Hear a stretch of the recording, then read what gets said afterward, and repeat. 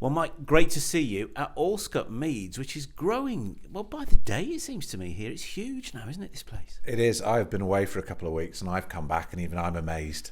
I drive along the front on the B4394 there and scaffolds are down. There's more houses going up. And I come here often, but I'm still surprised and delighted by the progress the guys are making on site. It's a fantastic team effort. I struggle now to get my bearings because I obviously remember this when it was the sugar beet factory.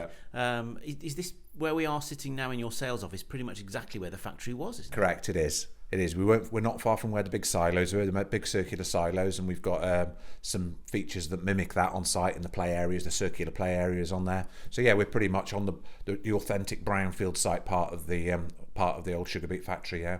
Amazing. So for people that are not too familiar with this particular site, there's a school that you've built, yeah. There's a sports facility that's now up and running and doing really well. And how many homes?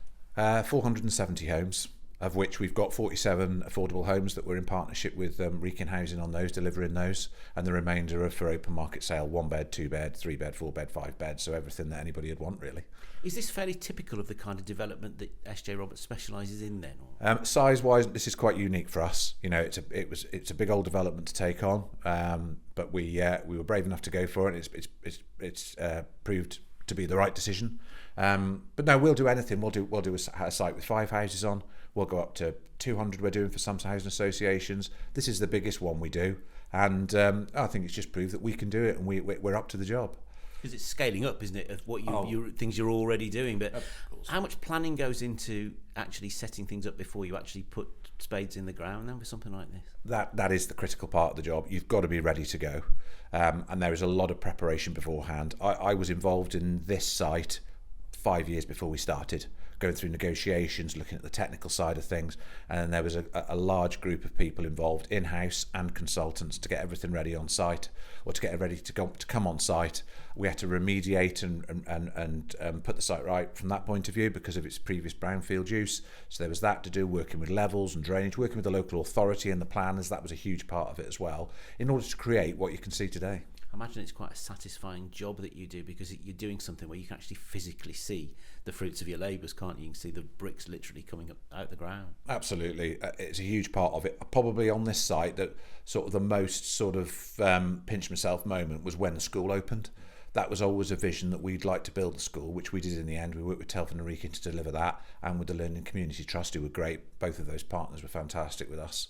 And to see that ribbon cutting, to see the children in the uniform and think we've actually created this facility on site for the children and leave the legacy going forward, that was probably one of the major highlights. But all the time when I see young families moving in and people coming in downsizing and moving on, and we get the feedback of what a fantastic place it is to live, it's all just worth all the effort that goes into it. And the school, of course, nearly a year old now, isn't it, to be honest? I don't know where time's going. Obviously, you can't produce something like this without having a large, experienced and adaptable team behind you. And we're talking, of course, about apprenticeships here today because of your support of the Shropshire, Telford and Wrekin Apprenticeship Awards. How important are apprentices to your business? Oh, they're a huge part of the business. They come in, we can give them our knowledge. We've got a huge amount of knowledge in the business, but we also want to protect the future of the building industry.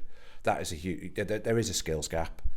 And at the moment, we've got 36 apprentices. We're looking to take on another intake in September across all the different trades. Some may disappear. It's the natural progression. Some apprentices get their qualification, they'll stay with us for a while.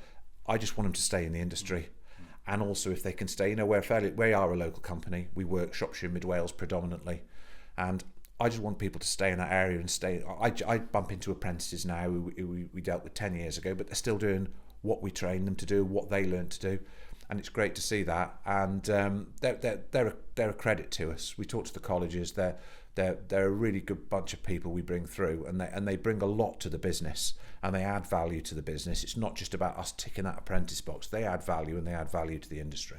What kind of jobs have you got them doing right now at the moment then? What sort of areas of the business are they working in? Oh gosh, they're across all of our sites, on the residential side, on all the commercial side of the business, but they do everything from, I've got architectural technicians, quantity surveyors, bricklayers, carpenters, plumbers, electricians, engineers. So they cover every aspect of the business we do, really. So, and they're coming through, and a lot of those now are, pretty self-sufficient, looking after their own projects, being able to work under their own, under their own steam, and that's great to see.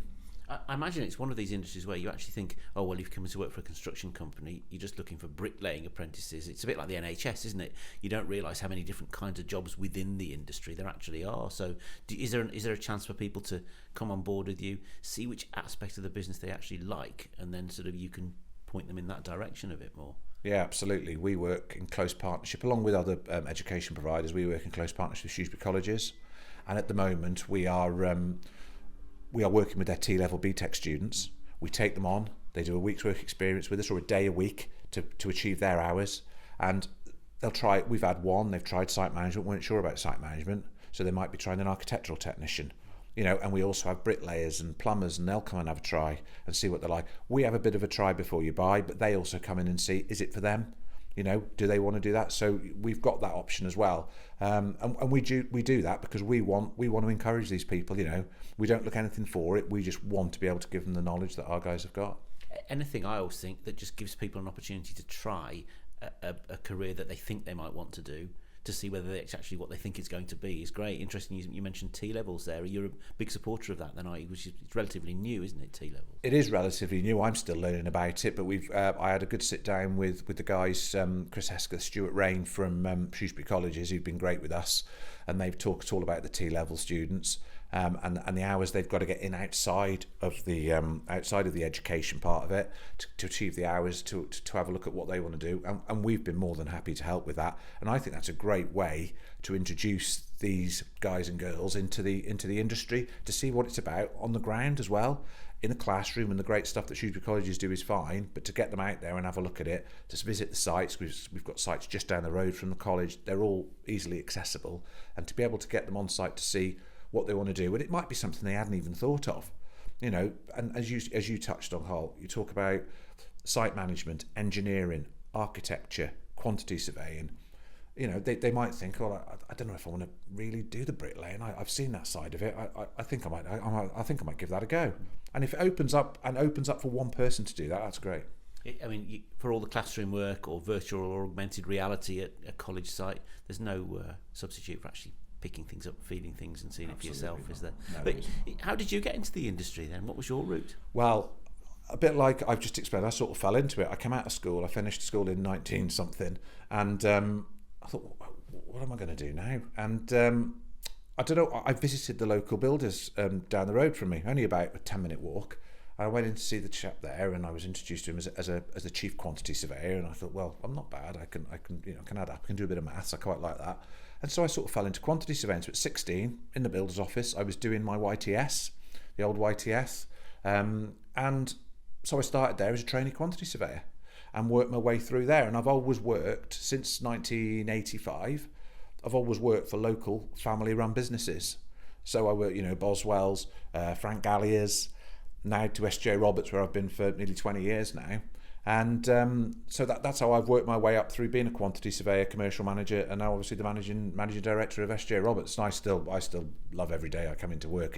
I still love getting involved in the quantity surveying, trying to pass my knowledge on to our quantity surveyors, about how I came through. And I still love the industry. So also what's great for your current apprentices and other vocational students is you can prove that you've seen there's a progression route. You start at one level, work your way through, and for apprentices here, they can see that there's potential for that to happen to them as well then. Oh, absolutely. And we've got a huge amount of examples now of guys. I've got a site manager on the site we're sitting on now, Allscott Meads, Ed. He came to me 5, 6, 7 years ago. He was a trainee site manager. He's now basically running this site with just a project manager above him who helps him out, but he's looking after 80 to 100 guys. It's a multi-million-pound project. I've got an engineer did the same. He's now head of engineering with us, goes all over all of our different projects, and he heads up a team of engineers.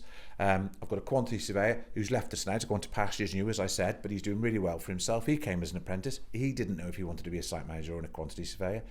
He took down quantity surveying. He ended up looking after this project. So he's got a 50-60 million pound project on his books, and he's flying. So the people that we've got, who we can show testament that we do promote from within and we look to try and nurture our talent is there to be seen. It's tangible.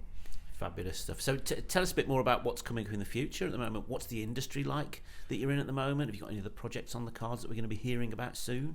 We have got a few. We're still looking for a few bits of land for our homes division to go forward. So that's going on. We're busy enough here for a couple of years yet. I mean, the level of inquiries that are coming in are still fantastic. You know, especially the last few weeks. I've come back to a huge amount of inquiries in the housing sector and in the industrial commercial sector. We've got sites starting for various housing associations coming up in the summer, and probably looking at our order book now, we're not bad through to sort of the end of next year, which, you know, looking ahead at the moment is pretty good. And there's some exciting stuff ahead, and hopefully we'll be able to reveal more as time goes on. Well, being able to plan through to the end of next year is pretty good. I know there's a lot of businesses I'm talking to at the moment, particularly over the last few months, have felt that the one thing they can't do is plan for the future with any great certainty at the moment. By the time this is broadcast, the result of the election will be out. Yeah. People will know what they're facing from a government point of view for the next 4 or 5 years. Does that help? Is stability good for your industry as well? Oh, hugely. Stability is uncertainty. Usually it's the construction industry first. People will think, I tell you what, I'll just hold off on buying that house. I'll hold off on investing in that new shop unit I was going to build, or any sector, and they just think, let's just hold back. And usually it's the construction industry, I think, is the sort of barometer for seeing where things are going to a certain extent. Not wholly, but it does have a big factor in it. But I think going forward now, but I mean here, for instance, the sales here and pushing forward, I mean, we've not really seen any let up. We thought the election might hold things back. What's going to happen for the first time buyers? You know, should we hold back? But they seem still to be flying out the door. So I can't complain on that front. But yes, from what you said, stability will help hugely, I think. Hopefully going forward now, we'll see what happens come election night and the following day, and then we'll take it from there. But I'm pretty confident we can carry on going from strength to strength. As long as everybody makes good on their promises they've been making for the last few months, we'll be all right. Well, of course, why wouldn't they? I'll leave that debate for another day, Mike. Yeah. I think great to see you. Thank you so much as well for supporting the Shropshire, Telford and Wrekin Apprenticeship Awards. We look forward to having a good night on October the 3rd. Yeah, and again, great idea, Carl. As you said, the first one of its kind in Shropshire. There's many others throughout the country, and I think it's a fantastic award ceremony to bring forward, and I'm looking forward to being involved in it, as are SJ Roberts Construction. Let's hope it's a regular on the calendar going forward then. Thanks, Mike. Great to see you. No worries. I'm sure it will be. Thank you, Carl.